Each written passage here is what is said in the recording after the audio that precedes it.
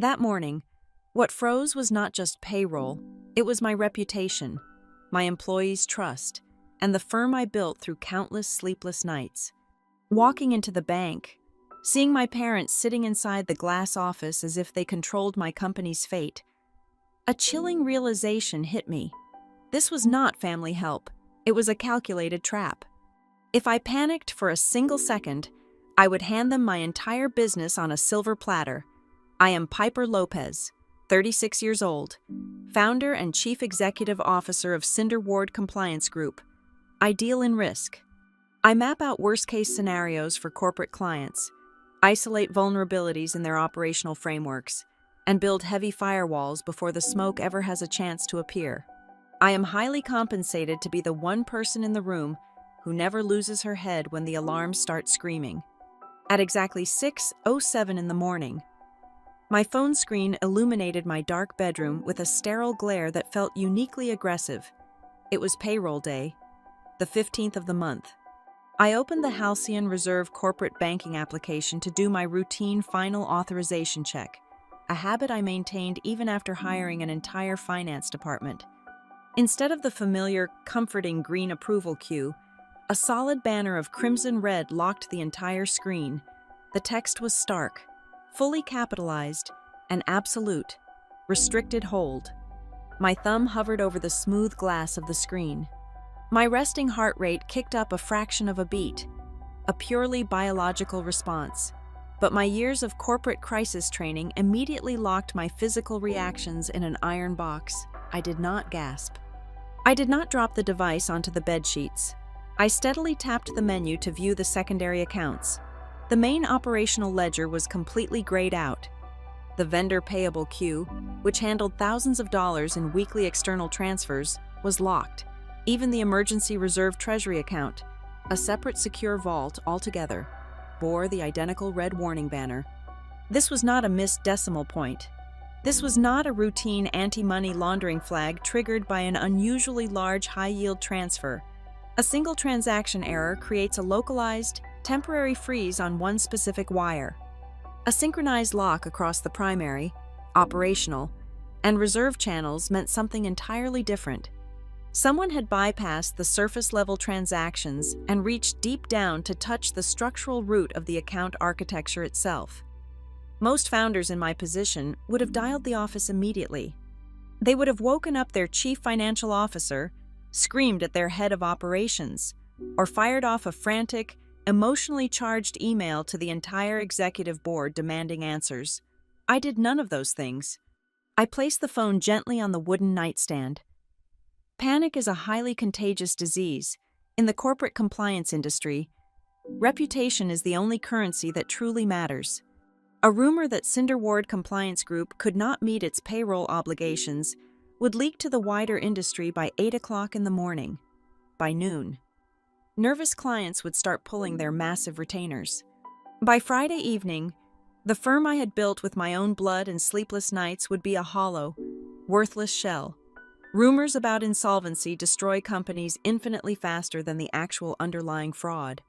I stood up and walked to the closet, my mind already transitioning into forensic mode. I needed to isolate the variables before I reacted. Who knew the exact, minute-by-minute architecture of my payroll schedule? The list was dangerously short. Tessa Boone, my meticulous head of payroll, Colin Reeve, my dedicated private wealth manager at the bank, and 2 ghosts from nearly a decade ago. When Cinder Ward was nothing more than a cheap laptop and a rented desk in a loud co-working space, my parents had co-signed a minuscule bridging loan to help me secure my first major state compliance contract. Their names were on the archaic foundational paperwork, buried beneath years of aggressive corporate restructuring, external buyouts, and explosive international growth. They currently held absolutely zero equity, 0 voting rights, and 0 operational oversight. But their legacy signatures still existed somewhere in the subterranean digital archives of the financial institution. I pulled on a structured charcoal blazer. The heavy fabric felt like armor. I grabbed my physical state identification card, my car keys, and absolutely nothing else. I did not call Tessa. I did not email Colin to ask what was going on. Electronic communication leaves a permanent, discoverable trail of distress and uncertainty. I needed absolute authority to resolve this. An undeniable authority requires physical presence. I drove out of my garage and aimed my car straight toward the heart of downtown Minneapolis. The morning air was biting and cold, but my mind was completely detached from the temperature. I had to reach Halcyon Reserve Bank before the daily automated clearinghouse cycle pushed a single cent into an unauthorized destination. The heavy glass doors of the bank parted just as the clock in my dashboard struck 8 in the morning. The downtown branch was quiet, immaculately polished, smelling faintly of expensive citrus air freshener and old money. I walked straight past the velvet ropes toward the high-net-worth corporate services desk. I did not rush my steps. Rushing implies weakness and desperation. I moved with the exact, measured cadence of a woman who owned the building and everyone inside it. The junior teller at the desk looked up from her monitor. Her polite, heavily trained corporate smile faltered the very second she met my eyes. She recognized me instantly. I was a Tier 1 commercial client, the kind whose accounts kept the branch profitable. "Good morning, Ms. Lopez," she said, her voice dropping a half octave, laced with an unmistakable, vibrating edge of apprehension. I placed my identification card face down on the cold marble counter. "I need Colin Reeve, right now." Bypass the waiting room protocol. The teller swallowed hard, her throat bobbing. She did not reach for her desk phone to announce my arrival. She did not offer me a premium bottled water or ask me to take a seat in the lounge. Instead, her eyes darted nervously toward the frosted glass partitions lining the far wall of the executive wing. "They are already expecting you, Ms. Lopez," she murmured, her voice tight and defensive. "Everyone is waiting for you in the private room. Everyone." The word hung in the quiet air of the lobby, cold and incredibly heavy. A random system glitch does not involve a committee. A routine fraud alert does not involve everyone waiting in a private room. The situation had just dramatically shifted from a digital anomaly to a coordinated physical event. I picked up my identification card without breaking eye contact with the teller, then turned my body toward the executive wing. My leather heels clicked sharply against the polished terrazzo floor, each step sounding like a metronome marking the final seconds of my previous life. As I approached the main executive conference room, the frosted horizontal banding on the glass walls offered a clear, unobstructed view of the interior. I stopped dead in my tracks. Sitting at the long, polished mahogany table, casually nursing ceramic cups of bank-provided coffee, were my parents, Elena Lopez, Rafael Lopez. My mother was wearing her customary cream cashmere sweater, looking perfectly composed, her manicured hands resting elegantly on the polished wood. My father sat right beside her, leaning back in the plush leather executive chair with the relaxed, dominant posture of a man who had just successfully closed a highly lucrative merger. Sitting opposite them, looking terribly pale, sweating lightly, and deeply uncomfortable, was Colin Reeve, my trusted branch manager. They looked exactly like a corporate board of directors concluding a high-level strategic summit, a summit concerning my company, my money, and my life's work. A summit where the sole account holder and chief executive officer had not been invited to the table. The realization of betrayal was not a sudden, violent strike. It was a slow, sickening, icy slide into absolute clarity. The red banner on my phone at 6:07, the structural lock on the accounts, the ancient legacy signatures from a decade-old loan, it all snapped together in my mind with devastating mathematical precision. They had not come to the bank early this morning to fix a problem for me. They had come to the bank because they were the problem. They were the architects of the freeze. I reached out and firmly grasped the heavy stainless steel handle of the conference room door. I did not hesitate to gather my courage. I pushed the heavy door open and stepped right into the center of the room. The soft, polite murmur of their conversation died instantly. Colin stood up so fast, his heavy leather chair scraped violently against the thick carpet. My mother offered a small, maternal, utterly rehearsed smile that did not reach her eyes. My father shifted his weight forward, opening his mouth to speak, ready to frame the narrative, ready to play the benevolent patriarch, stepping in to save his overwhelmed, struggling daughter from a crisis. I did not give him the oxygen to speak. I did not ask what they were doing here. I did not ask what had happened to my accounts. I bypassed every social convention, ignored every expected emotional reaction of a shocked daughter, and drove a steel spike directly into the center of their carefully planned operation. I looked straight at Colin Reeve, ignoring my parents entirely as if they were nothing more than furniture in the room, and delivered the only question that mattered. My voice was completely flat, entirely devoid of anger, devoid of fear, and cold enough to freeze the warm coffee sitting in their cups. Who touched the payroll routing? The silence that followed my question was absolute. Colin Reeve looked as though he fervently wished the expensive patterned carpet would simply open up and swallow him whole. My parents, however, did not miss a single beat. Elena stood up slowly, smoothing the front of her cream cashmere sweater with elegant, practiced hands. When she spoke, her voice was pure velvet.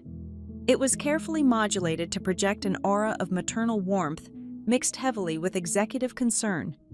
"Piper, sweetheart, please do not use that combative tone. We are merely acting fast to protect you." I did not blink. I kept my eyes locked on Colin, though my response was aimed directly at her.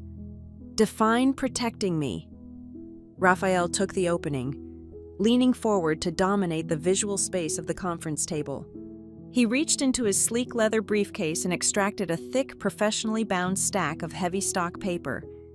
He placed it deliberately in the exact center of the mahogany table, sliding it an inch in my direction. The cover page featured bold, authoritative sans serif typography. It read, "Continuity Packet."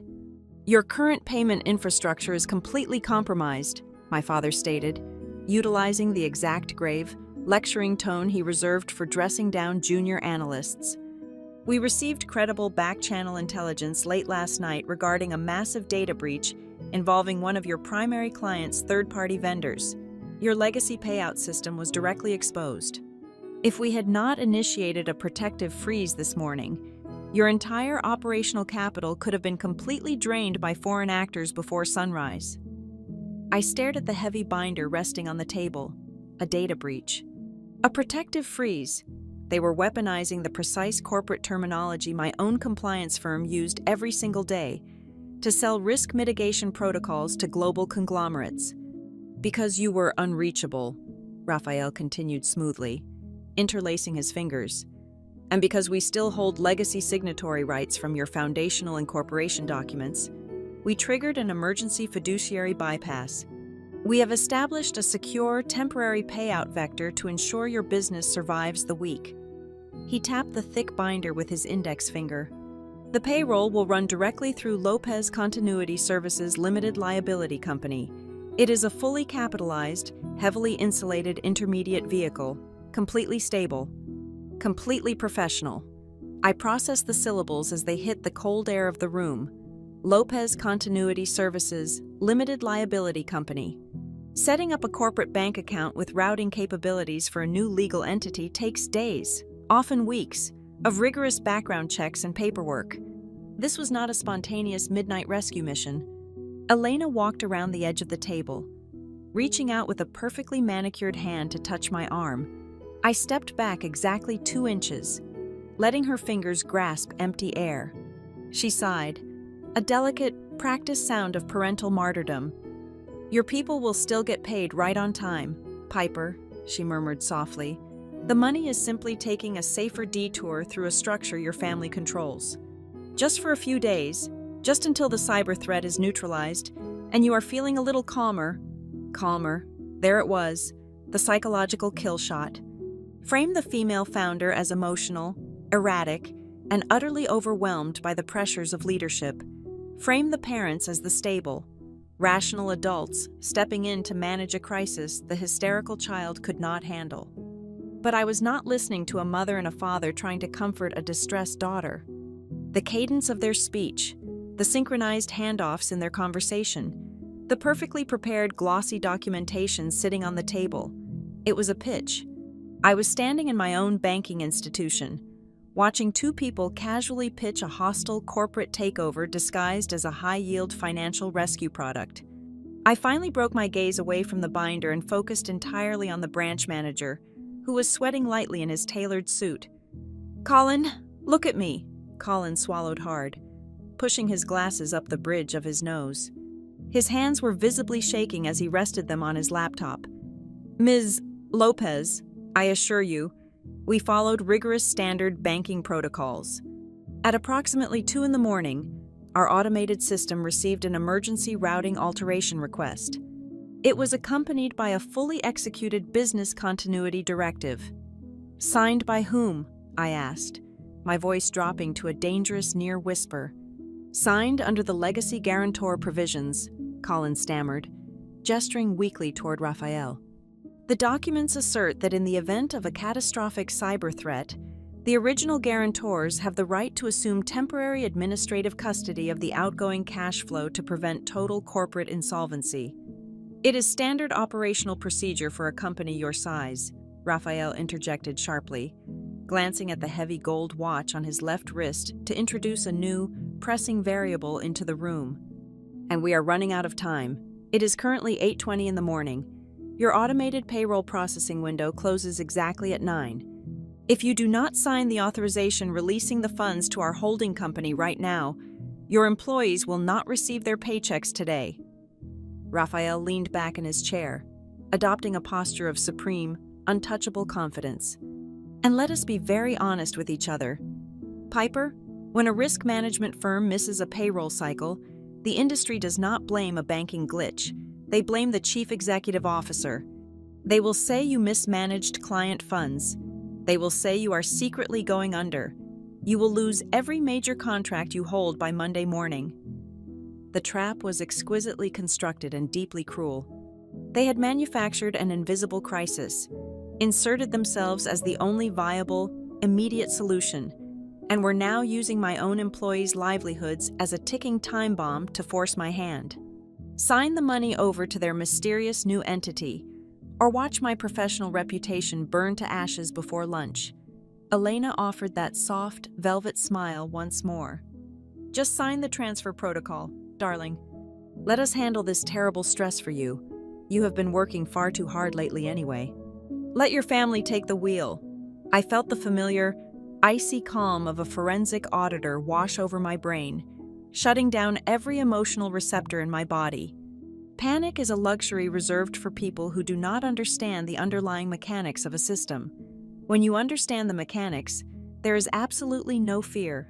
There are only variables waiting to be ruthlessly dismantled. I did not scream. I did not throw the coffee cups against the frosted glass walls.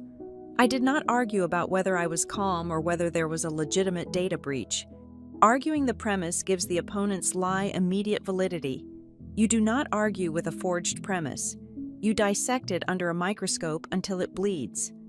I placed both hands flat on the edge of the mahogany table, leaning in just enough to force Colin to look me dead in the eye.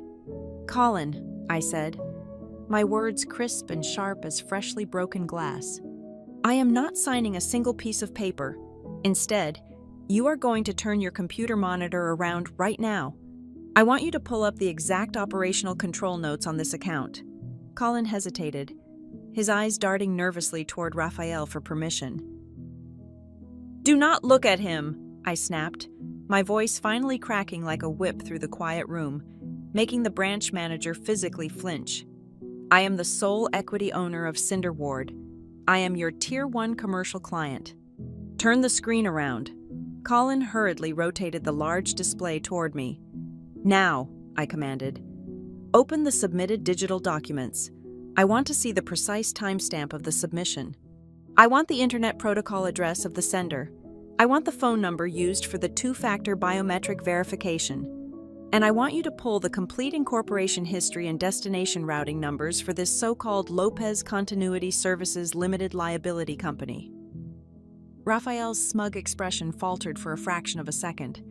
It was just a microscopic tightening of his jaw, but I caught it. "Piper, this is a completely unnecessary delay," he warned, his voice instantly losing its paternal warmth and taking on a darker, much harder edge. You are jeopardizing your own people. You are playing games with their mortgages. If this is a legitimate security protocol, I replied without looking at him, keeping my eyes fixed firmly on the loading screen of Colin's terminal, then the system metadata will prove it beyond a shadow of a doubt. If my accounts were truly at risk, the digital footprint will align perfectly with a recognized third-party breach. I stood up straight, crossing my arms over my charcoal blazer, transforming entirely from a trapped daughter into the ruthless compliance investigator that Fortune 500 companies paid thousands of dollars an hour to hire. Pull the raw data. Colin, I ordered, the room temperature seeming to drop 10 degrees, because I have a very strong suspicion that I am not looking at a security rescue. I am looking at federal wire fraud. The fluorescent glare from Colin's monitor cast a harsh, pale light over the mahogany table. As the internal banking dashboard loaded, the spinning blue circle felt like the only moving object in the suffocatingly still room. My father had stopped tapping his expensive watch. My mother's practiced smile had completely dissolved into a thin, bloodless line. They knew exactly what was sitting on that server, but they had severely miscalculated my ability to read raw data. Go to the administrative audit log first, I instructed, my tone purely clinical. Filter by account permission modifications over the past 30 days.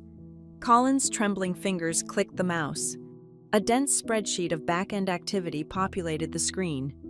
Row 42, I pointed. There it was. Exactly 11 days ago, at 2 in the morning, a dormant Tier 3 emergency contact profile had been manually reactivated. It was an old administrative bridge linking back to the foundational loan documents from 8 years ago. For 96 months, that digital pathway had been entirely dead. No traffic, no pings, no updates. Then, just over a week and a half before my largest payroll cycle of the quarter, someone had quietly turned the lights back on. Move to the document repository, I commanded. Open the attachment they submitted to authorize this freeze. Colin opened a high-resolution portable document format file. It was not a dusty, recycled copy of an outdated power of attorney. The header was freshly typed, aggressive, and legally lethal. It read, Founder Incapacity and Continuity Resolution.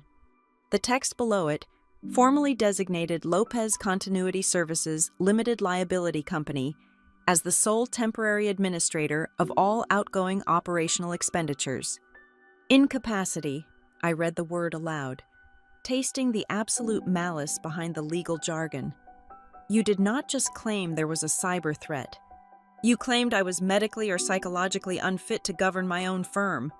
It is standard emergency boilerplate, Raphael snapped defensively, his voice rising a fraction of an inch. The banking legal department requires specific trigger words to bypass the standard clearing window. It means nothing. It means everything when it is a fabricated document, I replied evenly. I leaned closer to the monitor. Scroll down to Section 4. Colin, the execution clause. The screen scrolled. My eyes scanned the dense paragraphs until I found the structural fatal flaw. I spotted it in less than 10 seconds. Read that line right there, I told Colin. The branch manager cleared his throat, his voice barely a whisper. Pursuant to the unanimous emergency resolution of the Board of Directors, the executive powers are hereby transferred. Stop, I said. I slowly turned my head to look directly into my father's eyes. Cinder Ward Compliance Group is a single-member limited liability company. I hold 100% of the equity. There are 0 voting shares. There is no board of directors. There has never been a board of directors. You used a generic corporate legal template and failed to verify my actual corporate structure. Raphael's jaw locked. The silence in the executive wing was deafening. Scroll to the signature page, I ordered. The digitized ink appeared on the screen. It was a spectacular forgery, the looping baseline, the sharp angles of the capital letters, the heavy pressure on the final stroke. To a junior banking clerk, it would easily pass visual inspection, but to the person who owned the hand, the discrepancy was glaring. Look at the middle initial. I pointed to the screen. Piper Marie Lopez. That specific stylized M is how I signed my high school tax returns when I worked a summer job. It is how my name appears on the family trust documents from 2 decades ago.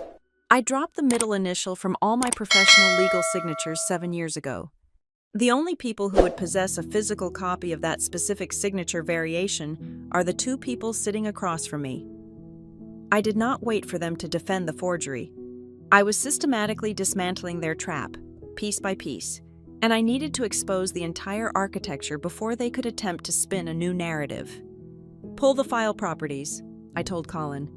"Open the metadata tab." A small gray box appeared over the document.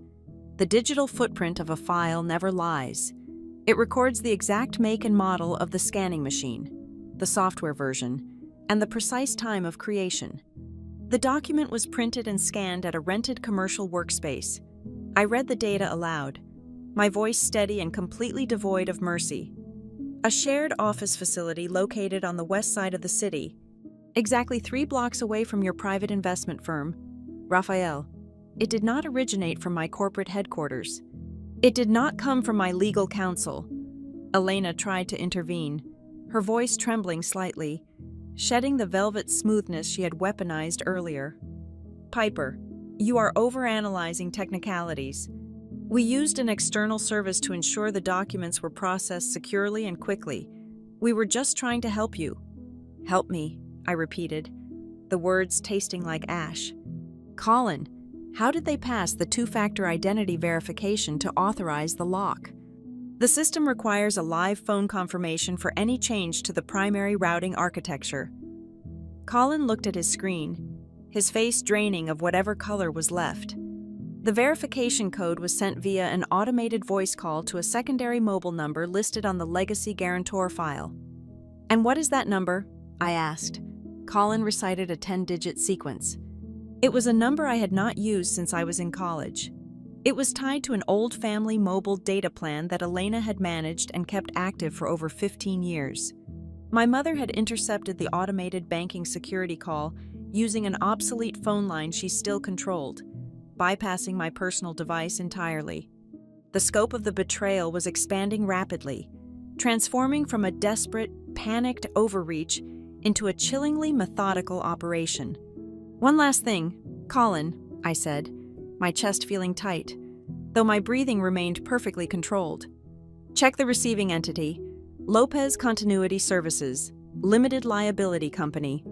Pull up the date of incorporation and the projected account analytics they submitted when they opened the holding account." Colin's fingers flew across the keyboard. He pulled up the external vendor profile my parents had established within the Halcyon Reserve ecosystem. The entity was formally registered, and the account was opened exactly 3 weeks ago. Colin read, his voice shaking. 3 weeks ago. "And the projected monthly cash flow," I demanded. "They submitted a declaration of expected operational volume," Colin said, his eyes scanning the data. "The declared monthly incoming transfer projection is exactly $165,000. I closed my eyes for a fraction of a second, and $165,000. It was not a random estimate. It was not a rounded-up corporate figure. It was the exact, to-the-penny average of my bi-weekly payroll cycle multiplied by 2. The final piece of the puzzle locked into place with a sickening, heavy thud. They had not woken up this morning, heard a rumor about a cyber threat, and rushed to the bank in a misguided panic to save my firm. This was not a reactive measure born out of twisted parental concern. This was a premeditated, highly engineered corporate ambush. 3 weeks ago, they had formed a shell company. They had carefully calculated my exact financial obligations. 11 days ago, they had reactivated a dormant digital pathway to my accounts. Sometime in the last 48 hours, they had drafted a fraudulent legal resolution, forged an outdated version of my signature, and scanned the fake documents at an untraceable public workspace. Then, in the dead of night, they used an ancient family phone plan to bypass the bank's security protocols and hijack the very lifeblood of my company.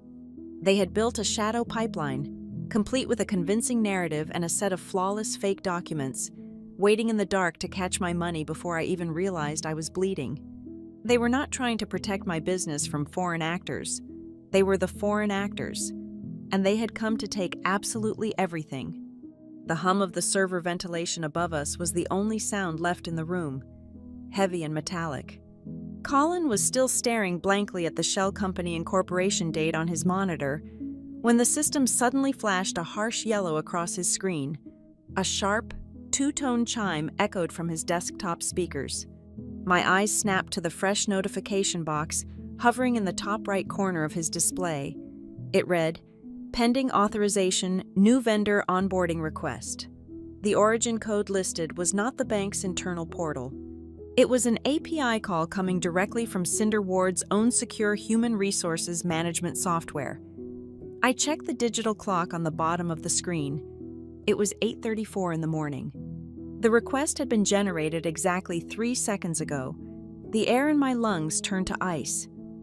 My parents were sitting perfectly still in front of me, neither of them holding a smartphone or typing on a laptop. They were the physical distraction, the physical anchor keeping me trapped in this glass box, while the real mechanical breach was happening miles away. Someone else was in the system. Someone who knew exactly how my internal corporate architecture was built, currently monitoring the progress of the hold and manually forcing a vendor override in real time to bypass the freeze. "Colin," I said, my voice cutting through the rising panic with the sharp edge of a scalpel. "Do not approve that vendor. I want a total administrative blackout right now." Colin blinked, clearly overwhelmed by the escalating cascade of system warnings. "A total blackout, Ms. Lopez. That requires senior authorization to initiate. I am ordering a full systemic lockdown," I commanded, leaning over the mahogany table, invading his physical space to ensure my authority eclipsed my father's presence. "Lock down every single automated clearinghouse template.